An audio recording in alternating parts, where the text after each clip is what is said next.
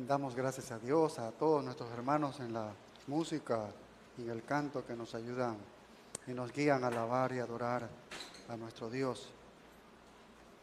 Nosotros vamos a abrir nuestras Biblias en Apocalipsis capítulo 14 y vamos a leer 2 versículos, que es el texto que vamos a compartir esta semana, la próxima y tal vez la siguiente en estos 2 versos. Hay mucho contenido en estos 2 versículos que son muy importantes. Apocalipsis 14 y vamos a ir al versículo 12.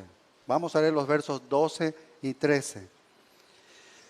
Oí una voz que desde el cielo me decía: escribe, bienaventurados de aquí en adelante los muertos que mueren en el Señor.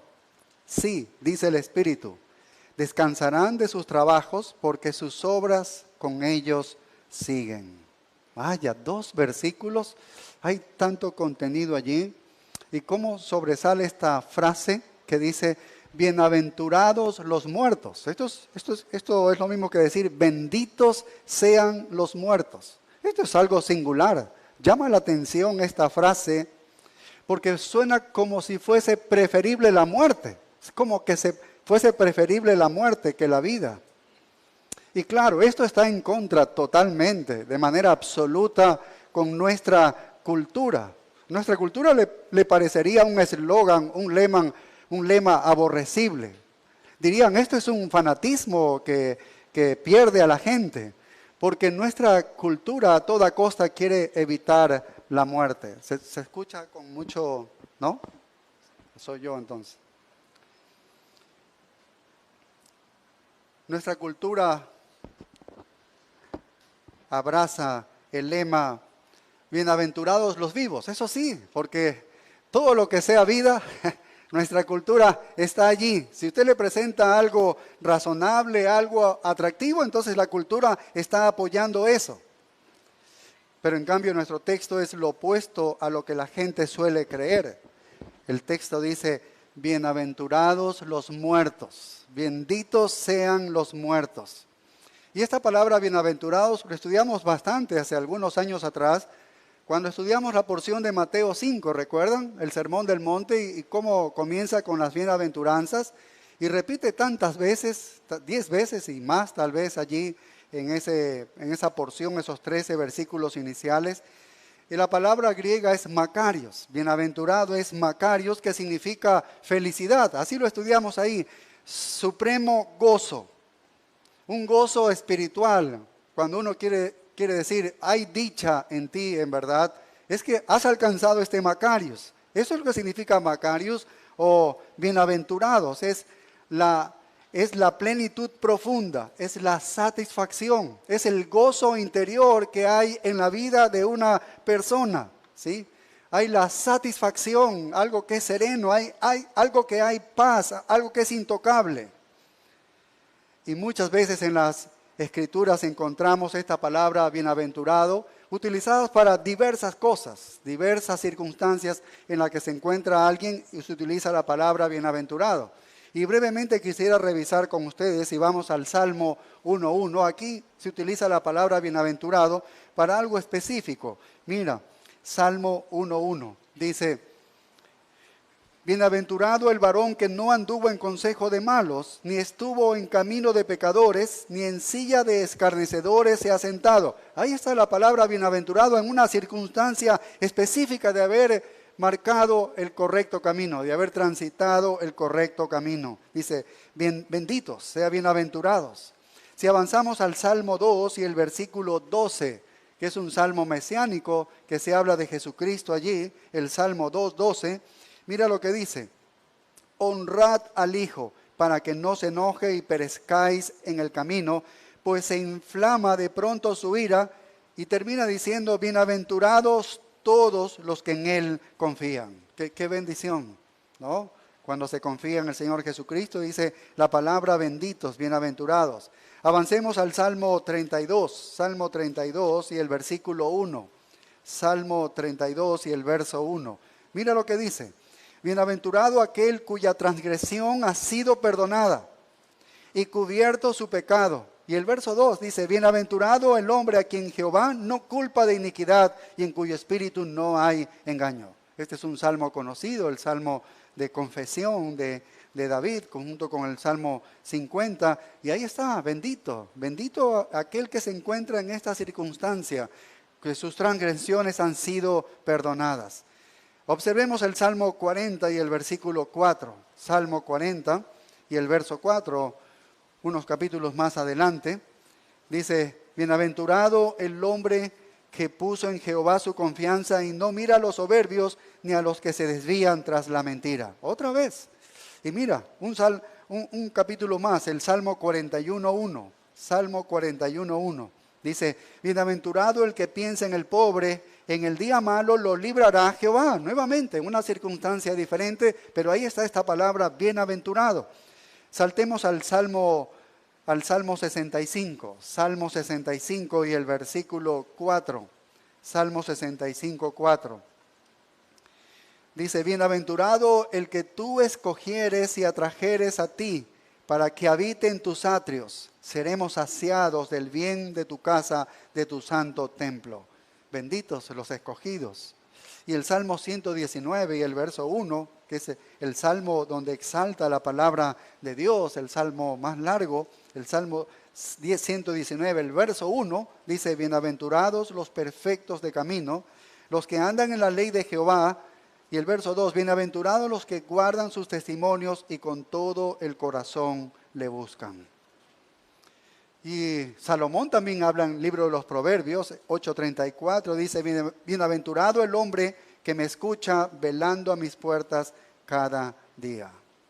Así que hay innumerables textos que hablan de esta palabra bienaventurado, dichosos, felices, plenitud completa, satisfacción completa. Es en el interior de la persona, está hablando de eso. Esta es la palabra Makarios en el griego. Pero cuando llegamos al Nuevo Testamento hay muchas más bendiciones. Ya hemos hablado de Mateo capítulo 5, versículos del 1 al 11. Ahí están las 10 bienaventuranzas. Bienaventurados, bienaventurados, Makarios, Makarios. 10 veces, al menos repite. En el libro de Santiago, en el Nuevo Testamento, Santiago 1:12, observa, también lo escribe aquí, Santiago 1:12, dice: bienaventurado el varón que soporta la tentación, porque cuando haya resistido la prueba recibirá la corona de vida que Dios ha prometido a los que le aman. Así que hay una variedad de usos de esta palabra que básicamente están hablando de una vida feliz, de una vida de felicidad, de un contentamiento profundo que está en el alma de la misma persona, donde hay una tranquilidad, donde hay una satisfacción, hay plenitud. Ahora es interesante porque cuando llegamos al libro del Apocalipsis, entonces encontramos 7 veces, 7 bienaventuranzas aquí en el libro del Apocalipsis, 7 bienaventuranzas.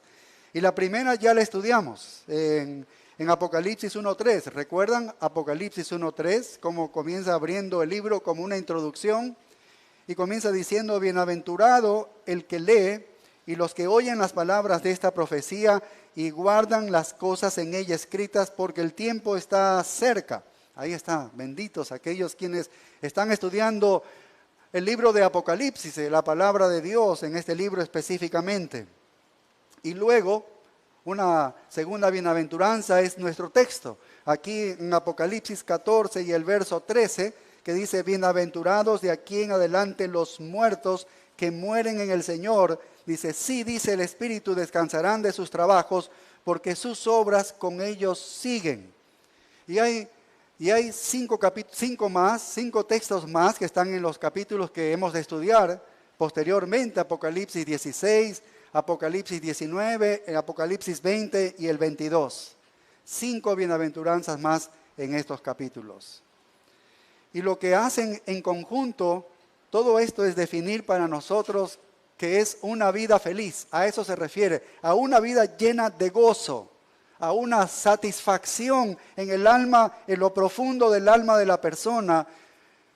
Algo que hay dicha, algo que hay realización, ¿no? Eso es lo más profundo, eso que no lo consigue el mundo, que no lo da. Esto es algo que solamente Dios lo da. Este es el Makarios que está hablando aquí las Escrituras. Pero lo que es más sorprendente de todas estas, la que podría llamarnos la atención más, cuando leemos estas 7 bienaventuranzas del Apocalipsis, la que nos llama más la atención, la que nos diría, ¡uy! Nos hace sorprender, la que nos hace alzar las cejas al ver la profundidad de esta bendición, de esta bienaventuranza, es la que se encuentra aquí en nuestro texto, en Apocalipsis 14 y el versículo 13. Y la pregunta entonces surge, si esta es la que más llama la atención, en verdad, la que más nos sorprende, ¿no? ¿Por qué es una bendición estar muerto? ¿Por qué es una bendición estar muerto? Y en este texto hay 2 razones. El texto que vamos a estudiar durante 3 semanas, Dios mediante, nos presenta 2 razones por qué es una bendición estar muerto. Y la primera razón es por cómo vivieron. Por cómo vivieron, y eso está en el versículo 12, que dice, aquí está la paciencia de los santos, los que guardan los mandamientos de Dios y la fe de Jesús, por cómo vivieron. Y la segunda razón por qué es una bendición estar muerto es por cómo murieron. ¿Cómo murieron? Y eso se encuentra en el verso 13, donde dice, oí una voz que desde el cielo me decía, escribe, bienaventurados de aquí en adelante los muertos que mueren en el Señor, sí dice el Espíritu, descansarán de sus trabajos porque sus obras con ellos siguen. Viven con perseverancia y mueren con promesa. ¿Ves? Viven con perseverancia y mueren con promesa. Aquí están estas 2 razones entonces, por qué es una bendición estar muerto.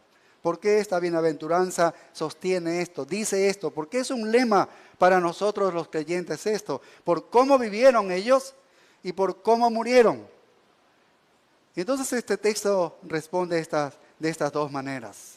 Hoy vamos a avanzar la primera parte por cómo vivieron. No lo vamos a terminar cómo vivieron, pero vamos a tratar de avanzar lo que más podamos. Entonces vamos al versículo 12. Son benditos por la forma como vivieron ellos. Y aquí está el verso 12. Dice, aquí está la paciencia de los santos, los que guardan los mandamientos de Dios y la fe de Jesús. Cuando leemos esta frase en la Reina Valera, si usted la tiene allí, dice la paciencia de los santos. Pero si usted va a la Biblia de las Américas y a otras versiones, no dice la paciencia de los santos, dice aquí está la perseverancia de los santos. Creo que esta es una mejor traducción, es la mejor palabra que puede estar aquí escrita. Aquí está la perseverancia de los santos que guardan los mandamientos de Dios y la fe de Jesús. Esta es una frase teológica clásica, ¿sí? Son algunas centenas de años, se ha formulado esta doctrina, esta teología de la perseverancia de los santos. Así que es una expresión muy común dentro de la teología reformada. ¿Sí? Dentro de la teología reformada, la perseverancia de los santos. Cuando digo reformada, vienen hace unos 500 años, pero eso no quiere decir que comenzó allí. Esto está sacado de la misma escritura, pero se formuló allí esta perseverancia de los santos de una manera particular, exacta. Y eso es lo que está mostrado aquí en el libro del Apocalipsis.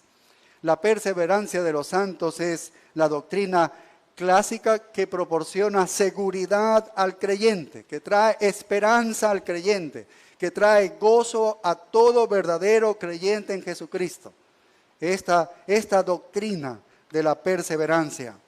Esta doctrina entonces, cuando está allí plasmada y formulada, pone fin al miedo, pone fin a la duda, porque la perseverancia de los santos es una gran verdad doctrinal que dice que los elegidos y que los llamados y los justificados van a perseverar en su fe.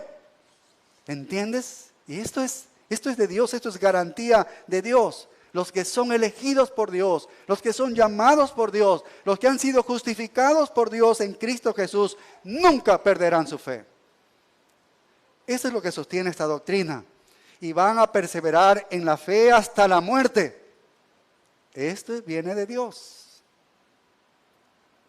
Por eso el texto de Juan dice que la muerte de ellos es bendita. ¿Por qué? porque ellos vivieron de una manera que no pudieron abandonar su fe. No abandonaron su fe. Y de esa manera son benditos estos muertos, por la forma como ellos vivieron. Y el texto, el verso 12 dice, los que guardaron los mandamientos de Dios y la fe de Jesús, la preservaron. Esta fe fue preservada. Entonces el punto es que los que tienen esta fe salvadora nunca la pierden. El que tiene esta fe salvadora nunca la pierden. Nunca van a dejar de creer. Aquel que tiene esta fe de salvación nunca dejará de creer.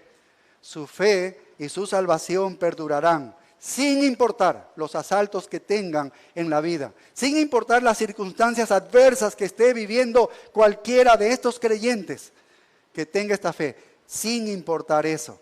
La seguridad que ellos tienen es una seguridad eterna. ¿Ha oído esa frase usted? Hay una seguridad eterna. ¿Ha oído esa frase? O una definición un poco más, tal vez popular, salvo siempre salvo, aunque ha sido tergiversada por una doctrina falsa, ¿no? De vivirlo como sea y dice soy salvo, salvo, salvo, siempre salvo. Eso es algo falso, pero salvo, siempre salvo es verdadero. Cuando tienes la fe auténtica, en verdad serás salvo, serás preservado, ¿sí? Aunque estas son afirmaciones verdaderas, esta forma no expresa esta realidad tan bien como lo parte el mismo Juan aquí en la Biblia, que dice la perseverancia de los santos. En el idioma original lo leeríamos de esta manera, la perseverancia de los santos. Esta es la doctrina, esta es la verdadera doctrina. Porque lo que enfatiza es la realidad de que las personas regeneradas continuarán en su fe hasta el final, sin importar lo que pueda venirles en su contra. El carácter de esta verdadera fe es perdurable y esta perseverancia imperecedera nunca se ha visto más clara y poderosamente en el contexto de este pasaje. En el contexto de este pasaje, ¿sí? Es algo increíble poderlo observar, cómo esta perseverancia de los santos es una realidad, Y no hay un pasaje tal vez que lo hable tan claro como esto. Y si quisiéramos pesar por las circunstancias que mueven alrededor, pues esta es la mejor manera de poder demostrar que la perseverancia de los santos es una realidad. Si quieres saber si la verdadera fe persevera, entonces este lugar del Apocalipsis, aquí donde nos encontramos en Apocalipsis 14, es el mejor lugar para verlo en la misma Biblia. ¿Por qué? Porque la persecución contra los creyentes en este tiempo de la tribulación es mayor que en cualquier otro tiempo. ¿Entiendes? Nosotros sabemos por la historia, por los registros bíblicos y la historia de la iglesia, las terribles persecuciones que han tenido los cristianos, pero recuerden que en el tiempo de la tribulación será mayor. No habrá un tiempo mayor que este. El Señor Jesucristo mismo habló de este tiempo de la gran tribulación. Este tiempo será de mayor tribulación, como no ha visto en el mundo jamás otra persecución. El hombre en la historia del hombre no ha habido otra persecución mayor que esto. Así que este es el peor de los tiempos, porque estamos viviendo aquí en el libro del Apocalipsis, estamos hablando del futuro, ¿no? El momento de la gran tribulación. Estamos viviendo este tiempo terrible que estamos estudiando, una última parte de este periodo de 7 años llamado la gran tribulación. Así que estamos viendo allí a Satanás corriendo desenfrenadamente sobre la tierra, destruyendo completamente al hombre, haciendo lo más terrible que pueda hacer. Están sus demonios acompañándoles allí, los 200 más que fueron liberados. Es una cosa terrible lo que está ocurriendo allí. Se ha levantado el anticristo, se ha levantado el falso profeta. El pecado está abundando y el juicio de Dios también está cayendo a la vez sobre los moradores de la tierra. Así que la maldad en la tierra se va a exceder de una manera terrible. Aún la maldad toda acumulada no es mayor de la maldad que ocurrirá en ese tiempo, porque no estará el Espíritu Santo para refrenar aún a la humanidad. No estará, sino que se va a desencadenar todo tipo de maldad. Así que este es el peor tiempo, el peor de los tiempos que una persona pueda vivir. En este caso, un creyente pueda vivir. Entonces, si tú quieres probar la perseverancia de los santos, si es verdad esta doctrina, este tiempo se va a convertir en una mayor evidencia. Mayor evidencia. Ahora, hasta este momento, los santos están siendo masacrados. Los cristianos gentiles están siendo masacrados. Los cristianos judíos, que también han venido a la fe, están siendo matados, asesinados. La furia de Satanás se ha desatado a niveles increíbles, nunca conocidos en la experiencia humana. Y aquellos que están confesando el nombre de Jesucristo están viviendo entonces bajo los peores asaltos que la humanidad ha tenido de parte de Satanás, ¿no?, en toda la historia del hombre. La persecución de los demonios, la persecución mortal de hombres bajo el poder del anticristo que perseguirán a los creyentes. Vaya, la fe de ellos va a ser asaltada drásticamente como no ha habido más sobre los creyentes. Jesús mismo dijo, hablando de este tiempo último de la gran tribulación, en Mateo 24, que se cierne justamente en ese tiempo de la tribulación, Él dijo, porque habrá entonces gran tribulación, cual no la ha habido desde el principio del mundo hasta ahora, ni la habrá. Quiere decir que este es el peor momento, el peor de los tiempos. Y en el verso 22 sigue diciendo, y si aquellos días no fuesen acortados, nadie sería salvo. Solo para que podamos entender la maldad que habrá en ese tiempo. Si aquellos días no fuesen acortados, nadie sería salvo, mas por causa de los escogidos, aquellos días serán acortados. ¿Qué está diciendo el Señor aquí? Que debe acortar esos días porque son sanguinarios, son terribles. Debe acortarlos porque aún el creyente terminaría faltando a su fe, pero no faltará a su fe, es lo que está diciendo. No faltará a su fe. Pero solo para que podamos entender lo severo que será eso. Cómo tiene que acortarlo por causa de los escogidos, porque ellos serían abrumados, demasiado abrumados y podrían desertar. Entonces el Señor dice, no voy a alargar esos días, serán cortos por causa de estos escogidos. Pero no lo harán, ¿entiendes? No perderán su fe, no lo harán a pesar de todas estas circunstancias. ¿Por qué? Porque vemos que Dios siempre es fiel, que nunca permitirá que seas tentado más de lo que puedas resistir, dice. Nunca seremos tentados más de lo que podamos resistir. Y siempre con la tentación habrá la salida, el escape para que podamos soportar. Esa es promesa de Dios. Esa es la prueba clásica de la fe perseverante en los peores momentos. Siempre Dios nos abrirá de alguna manera para salir y escapar.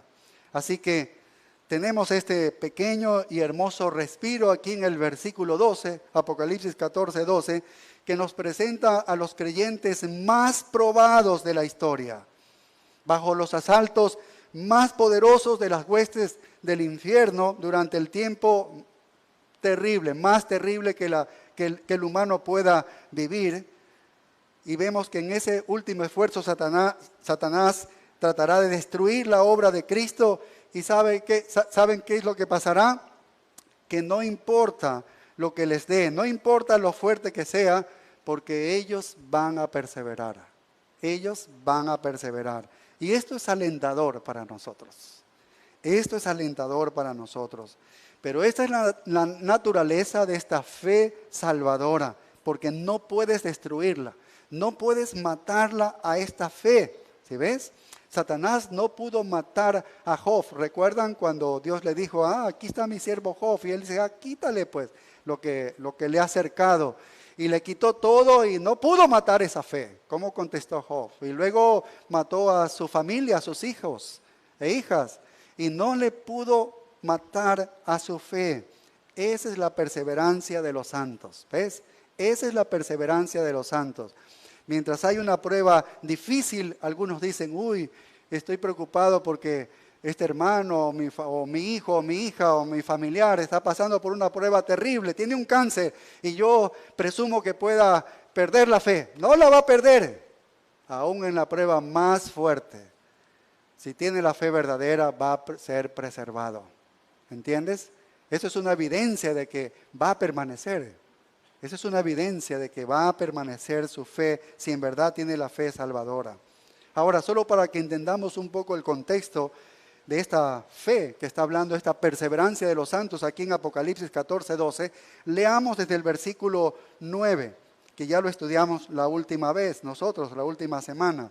Versículo 9, que dice: y el tercer ángel lo siguió diciendo a gran voz, dice, si alguno adora a la bestia y a su imagen y recibe la marca en su frente o en su mano, dice, él también, quiere decir el impío que hace esto, que adora a la bestia, a la imagen, dice, él también beberá del vino de la ira de Dios, que ha sido vaciado puro en el cáliz de su ira, y será atormentado con fuego y azufre delante de los santos ángeles y del Cordero. Y el humo de su tormento sube por los siglos de los siglos, y no tiene reposo de día ni de noche los que adoran a la bestia y a su imagen, ni nadie que reciba la marca de su nombre. Este es el horrible castigo del impío, es algo terrible, condenatorio, ¿no? Ese es un tormento, lo estudiamos la última semana.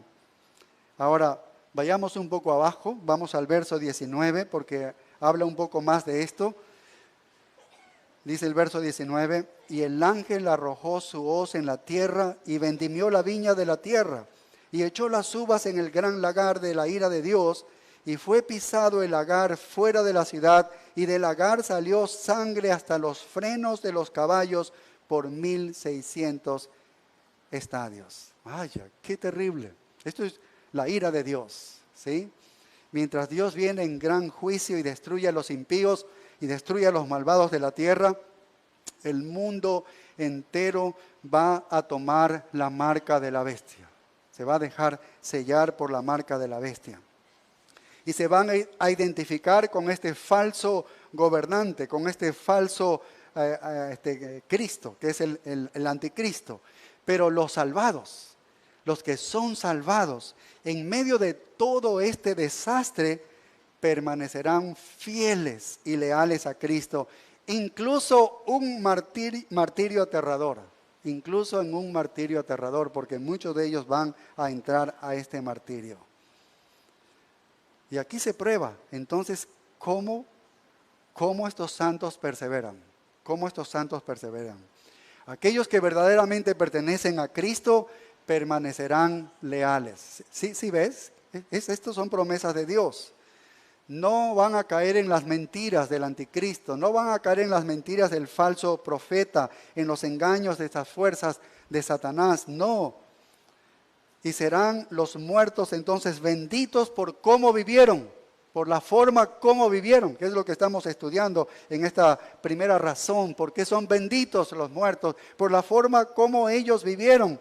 Porque su fe nunca murió, no fue destruida, vivieron creyendo hasta el final, hasta el momento de su muerte, creyeron y murieron ahí en esa fe. Estos son los que se salvaron porque escucharon la predicación de ¿quiénes? De los 2 testigos, de los 144,000, de los evangelistas, de los que ya se habían convertido. Todos ellos predicaron el evangelio y ellos escucharon el evangelio y fueron salvados. El ángel del cielo que también estuvo predicando el evangelio eterno y creyeron, tanto judíos como gentiles han creído. ¿Y cuántos de ellos van a creer? Bueno, ya hemos estudiado en otros textos, solo para que veamos brevemente. Vamos a Apocalipsis 7:9. Es masivo el número de convertidos. Masivo el número de convertidos. Apocalipsis 7:9 dice, después de esto miré y he aquí una gran multitud, la cual nadie podía contar, de todas naciones y tribus y pueblos y lenguas que estaban delante del trono y en la presencia del Cordero. Mira cómo estaban estos, vestidos de ropas blancas y con palmas en las manos, y clamaban a gran voz diciendo, la salvación pertenece a nuestro Dios, que está sentado en el trono y al Cordero. Dice, bueno, y mira lo que sigue diciendo el verso 13. Aquí está este grupo masivo de personas que están en el cielo. ¿Quiénes son ellos? Y aquí está el verso 13 que dice, entonces uno de los ancianos habló diciéndome, mira quiénes son. Estos están vestidos de ropas blancas. ¿Quiénes son y de dónde han venido? Yo le dije, Señor, tú lo sabes. Y Él me dijo, estos son los que han salido de la gran tribulación. Y han lavado sus ropas y las han emblanquecido en la sangre del Cordero. Por eso están delante del trono de Dios y le sirven día y noche en su templo. Y el que está sentado sobre el trono extenderá su tabernáculo sobre ellos. Ya no tendrán hambre ni sed, y el sol no caerá más sobre ellos, ni calor alguno, porque el Cordero que está en medio del trono los pastoreará. Y los guiará a fuentes de aguas de vida, y Dios enjugará toda lágrima de los ojos de ellos. Estos son los muertos benditos por cómo vivieron, ¿ves? Su fe preservó, su fe perduró. Ahí está su fe, intacta. No fue movida en absoluto. Ahí están en el cielo. Se les ha dado esa ropa blanca, ¿sí ves? Y su fe está intacta. Entonces aquí está este número representado en el cielo, una enorme congregación de cristianos, gentiles martirizados, conversos, creyentes que están en la presencia de Dios, que han salido de la gran tribulación, habiendo sido masacrados por Satanás y el anticristo. Y no solamente serán judíos, serán gentiles, también serán judíos. Estudiamos en los capítulos anteriores, capítulo 12, ¿recuerdan? Cómo Satanás persigue a la mujer, y la mujer es Israel. Pero Dios le da alas como las águilas para que esconder a ellos, y se enoja fuertemente contra Israel y va a perseguir a quien tenga la fe del Señor. Entonces son gentiles y están judíos también. Estos son los mártires, ¿ves? Vistos por primera vez en el capítulo 6, que ya estudiamos eso, estaban bajo el altar, habían sido asesinados por la causa de Dios y por el testimonio que mantenían. Estos son los santos de este texto. Estos son los santos que perseveran. Estos son los que perseveran. Así que esta es una grandísima verdad para nosotros. Una tremenda verdad.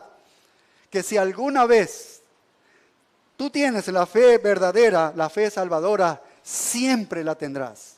No la vas a perder. Siempre la tendrás. No la vas a echar a perder. Es verdad que pueden haber momentos difíciles en la vida de todo creyente, momentos durísimos, circunstancias muy adversas por parte del gobierno, por parte del trabajo, por parte de personas, cualesquiera que éstas sean. Y seamos tentados de pronto a dudar de esto. Hay momentos, grandes momentos de lucha, ¿no? Que a veces los cristianos se preguntan, pero ¿qué está sucediendo en mi vida? ¿No? Y podríamos estar dudando, la lucha sea muy tenaz, muy dura, Satanás sea que asalte tu vida de una manera terrible y trate de crear muchas dudas en un cristiano así, pero tu verdadera fe nunca morirá, no va a morir nunca, ni en los peores momentos, ni en las peores circunstancias. Y es por eso que nunca puedes perder tu fe salvadora, a tal punto entonces que morirás y serás bendecido. Por eso dice, benditos los muertos. Vaya, qué tremenda doctrina esta, ¿no? La perseverancia de los santos entonces es una doctrina poderosa para nosotros, una doctrina muy fuerte para nosotros. En realidad no hay muchos lugares en la Escritura, como en este libro del Apocalipsis, para tratar esta doctrina de los santos. Y tal vez me extendería un poquito más para explicar un poco más sobre esto. Solo 3 cosas que son importantes en esta doctrina de la perseverancia de los santos, ¿sí? Número 1, la perseverancia de los santos se basa en el hecho de que Dios lo promete, ¿sí?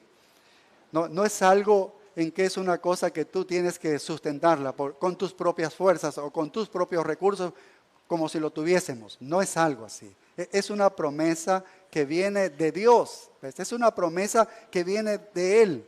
La perseverancia de los santos se basa en el hecho de que Dios lo promete. Dios promete esto. Hemos leído el Salmo 37, del 23 en adelante, y ahí observamos cómo Dios es el que hace todo esto. Él es el que promete, ¿no?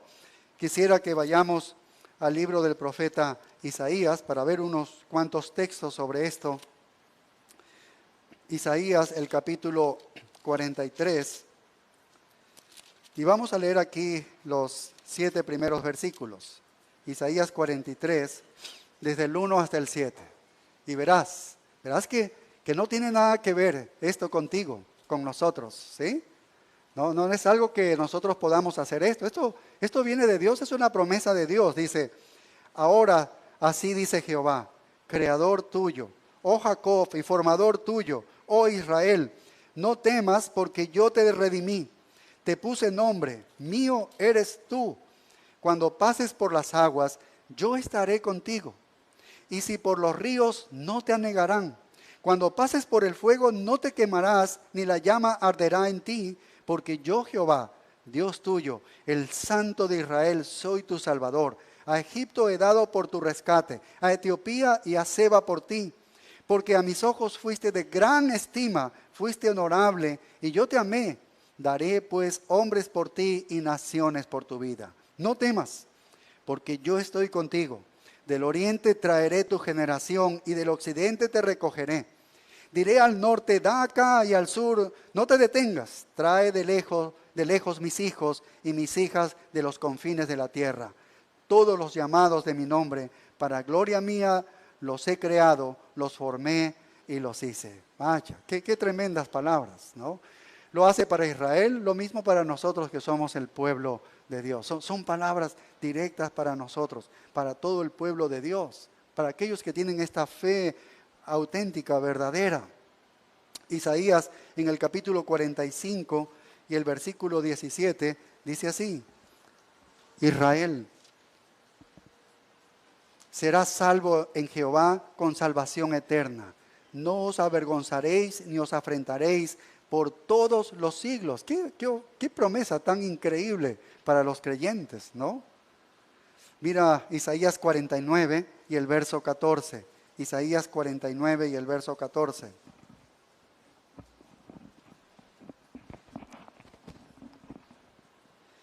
Pero Sión dijo, me dejó Jehová, y el Señor se olvidó de mí. Y mira lo que dice el verso 15.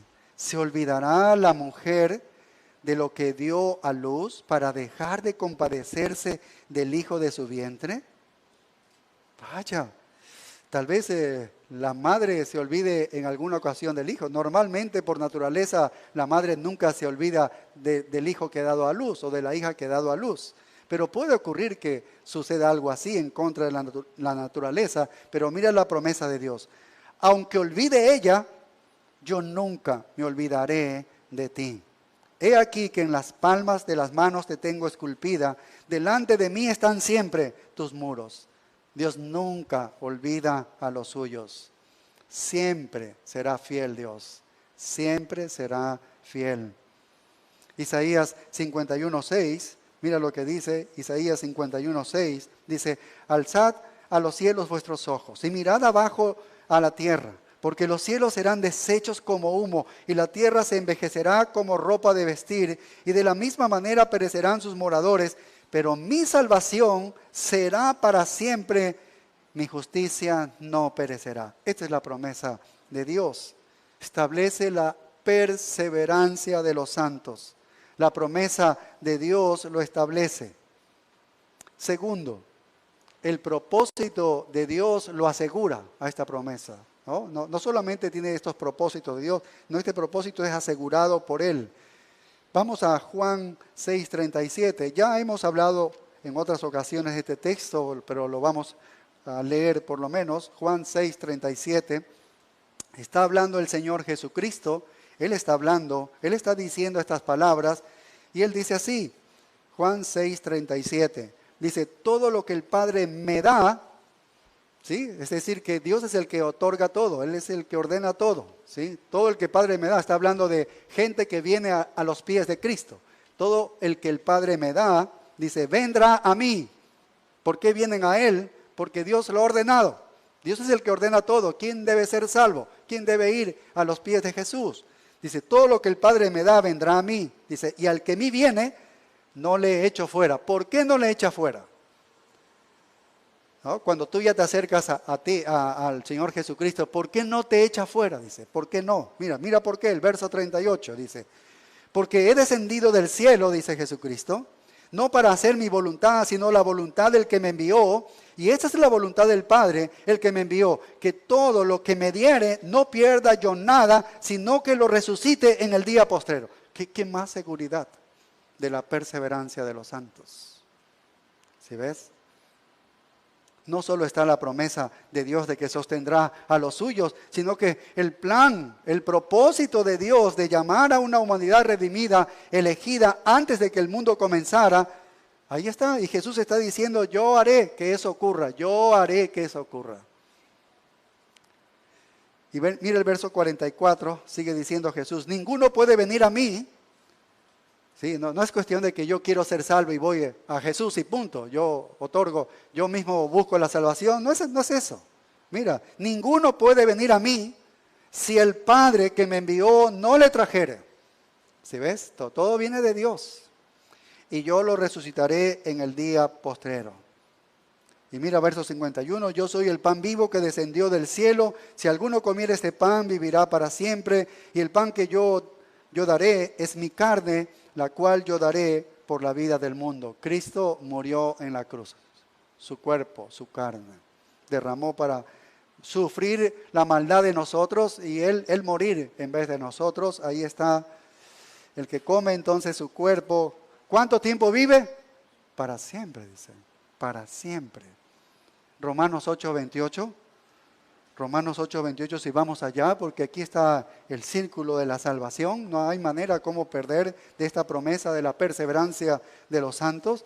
Dice, y sabemos que los que aman a Dios, todas las cosas les ayudan a bien. Esto es a los que conforme a su propósito son llamados. Una promesa de que todas las pruebas para el creyente, el verdadero creyente que ama a Dios, todo va a hacer que Dios fluya para bien de él, aunque viva una cosa adversa.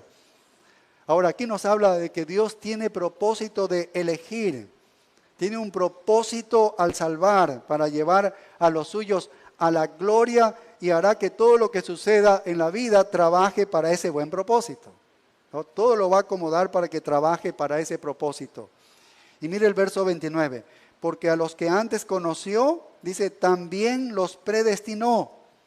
Ya esto es anticipado antes de que existamos, para que fuesen hechos conforme a la imagen de su Hijo. Y eso va a suceder. Vamos a ser a la imagen de Jesucristo. ¿Para qué? Para que Él sea el primogénito entre muchos hermanos. Y a los que predestinó, a estos también llamó. Y a los que llamó, a estos también justificó. Y a los que justificó, a estos también, ¿qué? Glorificó. Está la perseverancia de los santos. Coronaron en gloria esos creyentes. Si ves, no hay manera como puedas romper eso. No hay manera como puedas decir, se escapó entre la predestinación y el llamamiento. No hay tal cosa. No hay tal cosa. ¿Ves? Se escapó entre la justificación y la glorificación. No hay tal cosa. ¿Ves? Gramaticalmente no da para eso.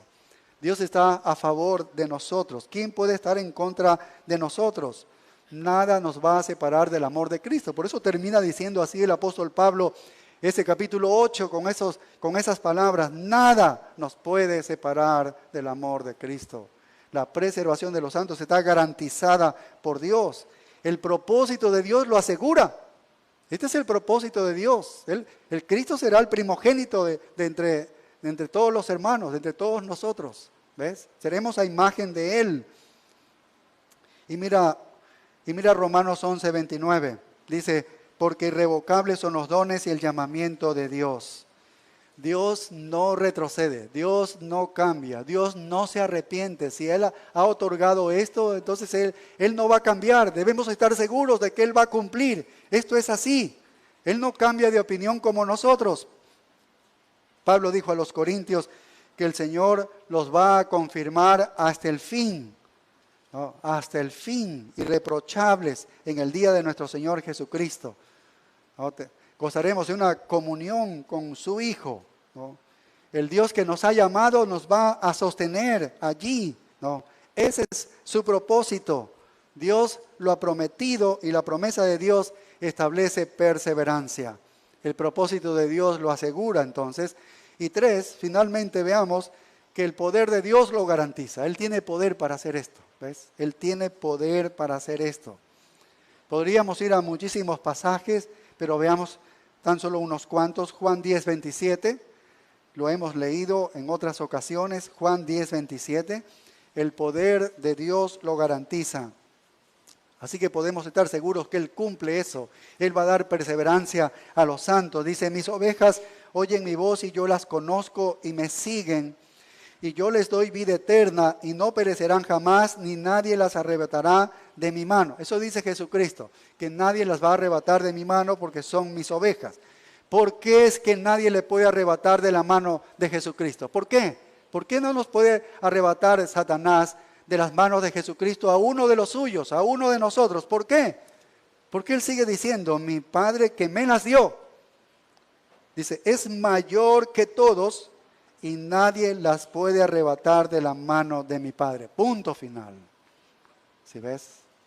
Punto final. El poder de Dios se encargará de que todo aquel que crea lo haga siempre. Lo vamos a hacer siempre. El poder de Dios lo sostiene. El poder de Dios es lo que nos sostiene en caminar en esa fe. Cuando usted fue salvo, se convirtió en una nueva creación. Y el poder de Dios se expresa en esa nueva creación. Es un poder que guarda. Es un poder que sostiene. Que no puede ser quebrantado. No puede ser roto esto. Mayor es el que está en vosotros que el que está en el mundo. No puede. No se puede romper eso. ¿Sí ves? Y el apóstol Pablo nos habla de ese poder, como nos asegura a nosotros, para que tengamos confianza en esta doctrina justamente, que es una realidad para nosotros. En la segunda carta a los Tesalonicenses 3:3, mira lo que dice, segunda carta a los Tesalonicenses 3:3, dice, pero fiel es el Señor que os afirmará y guardará del mal. Él tiene poder para hacerlo. ¿Quién nos va a guardar del mal? ¿Quién nos va a afirmar? ¿Nosotros? No, Él dice, el Señor lo hará. ¿Sí ves? Y Judas 24 que dice, y aquel que es poderoso para guardarnos sin caída y presentaros sin mancha delante de su gloria con gran alegría. Él tiene el poder para garantizar nuestra salvación continua. Esto es parte de su propósito y de esa promesa suya. Ahora, sepamos bien que todo esto es provisto por gracia, ¿sí? Todo esto es provisto por gracia. No lo ganamos nosotros.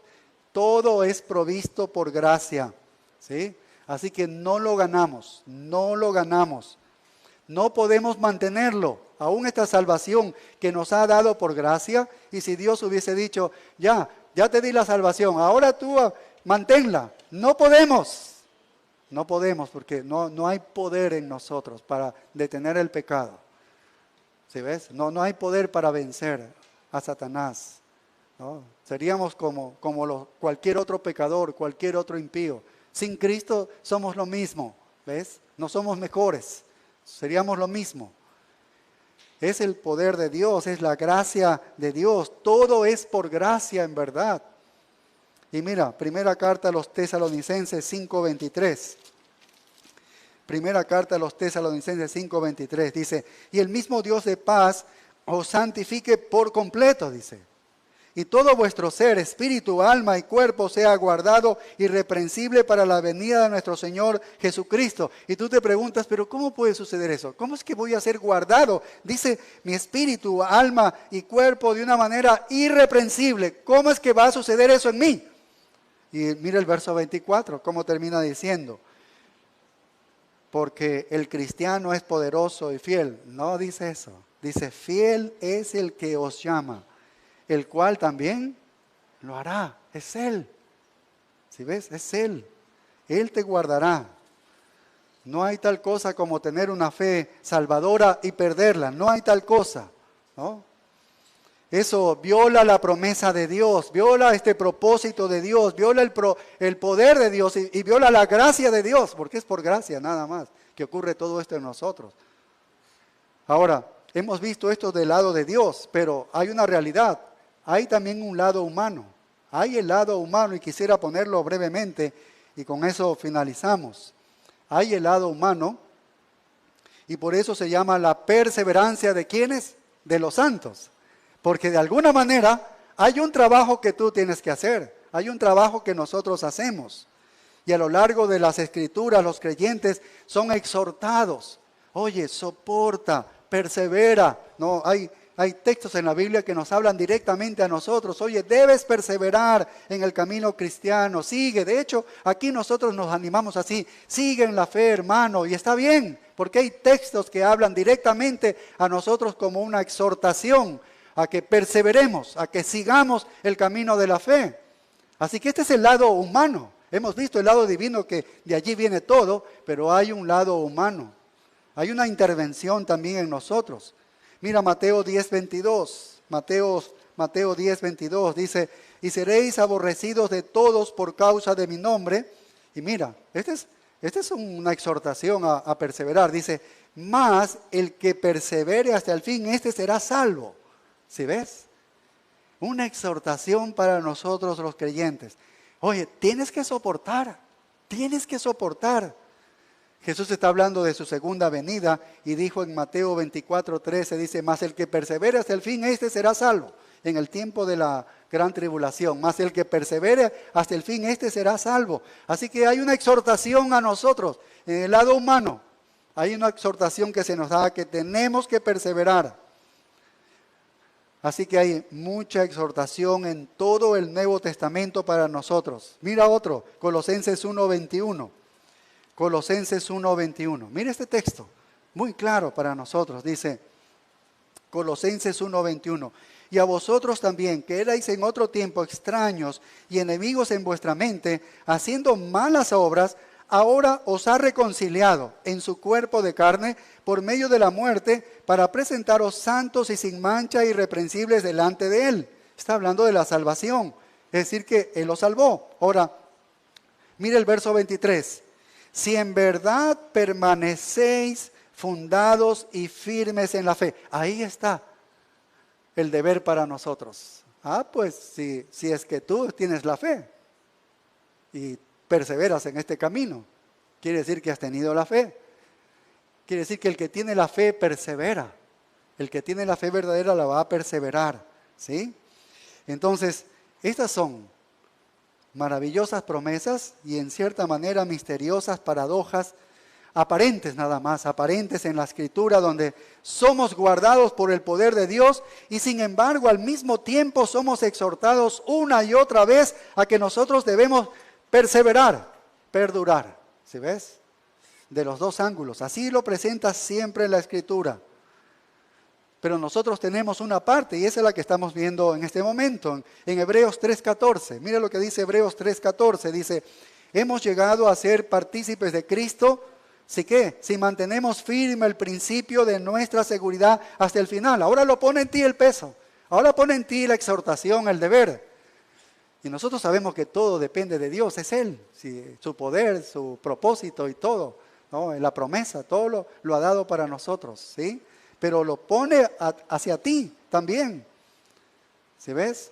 Hemos llegado a ser partícipes de Cristo si mantenemos firme el principio de nuestra seguridad hasta el final. Entonces tenemos un papel que desempeñar. Y a lo largo de Apocalipsis 2 y Apocalipsis 3, ¿recuerdan cuando estudiamos el mensaje del Señor Jesucristo a las 7 iglesias allí en el Apocalipsis? Hay una denominación común de un cristiano. ¿Cómo se le llama al cristiano allí? A ver si se acuerda. No es una clase de escuela dominical, pero vencedores. ¿Se acuerdan? Siempre termina diciendo en cada mensaje a la iglesia, dice, a los que vencieren, dice, a los que vencieren. Esos son los verdaderos cristianos. Esos son los verdaderos creyentes. ¿Sí ves? El verdadero creyente es aquel que vence. Al que venciere recibirá tal y tal cosa. Ellos son los verdaderos creyentes, porque ellos van a vencer. Primera de Juan 5, 4 y 5, ¿qué dice? ¿Qué es lo que vence al mundo? ¿Qué es lo que lo hace vencedor al creyente? La fe. La fe es la que vence. Vencemos por la fe. Vencemos por confiar en Dios, sin importar la circunstancia adversa, sin importar lo que esté pasando. Incluso vencemos por el miedo. Vencemos por el miedo y este es un miedo saludable. Jeremías dice así, que este miedo lo tenemos nosotros y eso nos ayuda a vencer. En Jeremías 32:40, Jeremías 32:40 dice, y haré con ellos pacto eterno, que no me volveré atrás de hacerles bien, y pondré mi temor en el corazón de ellos para que no se aparten de mí. Así que Dios nos da la fe y nos da temor. ¿Para qué? Para que nos aferremos en Él. Nos da temor para aferrarnos en Él. Y no solo nos da esto, la fe y el temor para aferrarnos en Él, nos da también el amor para seguir allá. Primera Tesalonicenses 4:9, el apóstol Pablo les habla a ellos del amor fraternal. Dice, yo no tengo nada que enseñarles a la verdad sobre el amor. Porque mire lo que dice, pero acerca del amor fraternal no tenéis necesidad de que os escriba, porque vosotros mismos habéis aprendido ¿de quién? De Dios, que os améis unos a otros. Y eso enseña entonces a obedecer, porque el amor se trasluce en obediencia a Dios. Si vosotros permanecéis en mi palabra, seréis verdaderamente ¿qué? Mis discípulos. Por eso entonces la fe, el temor, el amor, la obediencia, continuamos en la fe. Él mismo nos da todas estas cosas. Esta es la gran verdad de la perseverancia de los santos. Estos creyentes van a vivir hasta el final porque Dios es el que les da la fe, les da el temor, les da el amor y les da la obediencia. Les da la obediencia. Mateo 7:21 dice, no todo el que me dice Señor, Señor entrará en el reino de los cielos, sino que el que hace la voluntad de mi Padre. Está en la obediencia, ¿ves? Y eso lo da Dios. Y entonces esa fe le da a perseverar. Este es el increíble misterio de cómo cooperamos en los propósitos de Dios. Pero todo verdadero creyente sobrevivirá con su fe intacta hasta el final, hasta el final. Y la mayor evidencia de esto está en este libro del Apocalipsis, porque en los peores tiempos, en los tiempos más terribles de la gran tribulación, cual no ha habido nunca jamás en la tierra, los creyentes de ese tiempo serán probados en la prueba más dura, que nosotros no la viviremos, ¿sí? Y sin embargo, ellos sobreviven, porque la Biblia nos dice que sobreviven. Nuestro texto dice que ellos perseveran. Y nuestro texto dice que son benditos ellos. Esta doctrina no dice que los creyentes serán salvados eternamente sin importar cómo viven. No está diciendo eso, ¿no? Ese salvo siempre salvos en el sentido de que, ya recibí a Jesucristo, yo vivo como sea porque soy salvo. No, eso no funciona, ¿no? ¿Qué sigue diciendo el texto? ¿Cómo vivieron ellos? Dice, los que guardaron, verso 12, dice, los que guardaron los mandamientos de Dios. Así es como ellos estaban viviendo y guardaron, ¿qué más? Y la fe de Jesús. Esto lo vamos a seguir viendo la próxima semana, Dios mediante.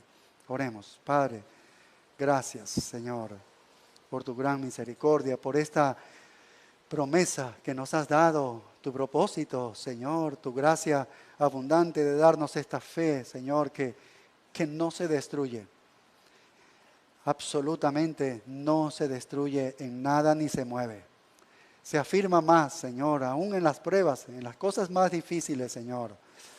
Oh Padre, qué agradecidos estamos. Y a la vez, ¿cómo participamos de este como una responsabilidad para nosotros? De perseverar, de permanecer en los caminos tuyos. Gracias, Señor, porque tal vez muchas veces en la vida nuestra hemos querido tirar la toalla, pero ahí ha estado esta fe que persevera, que no se destruye. Aun cuando nuestra voluntad tal vez se ha rendido, pero ahí sobresale esto sobrenatural que tú nos has dado para seguir adelante los caminos tuyos por las promesas que tú nos has dado. Bendito seas, Señor, por todo lo que haces en nosotros tan inmerecidamente, Señor, que lo recibimos. Es por tu gracia soberana. Oh, Señor, cómo debemos adorarte, reconociendo lo que haces en nosotros, Señor. Bendito seas, Padre, en el nombre de Cristo Jesús. Amén. Nos ponemos de pie, hermanos.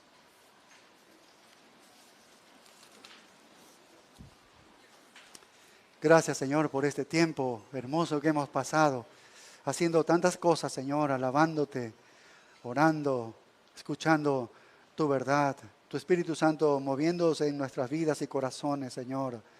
Gracias te damos por todo este tiempo, por las bendiciones que nos das.